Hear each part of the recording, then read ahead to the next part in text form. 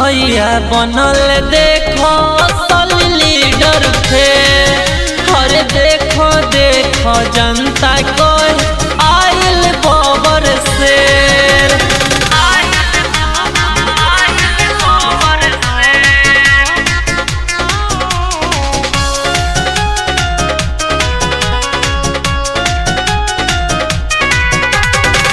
डोर ले न सत्ता से न झुकल के करो आगे, उनका के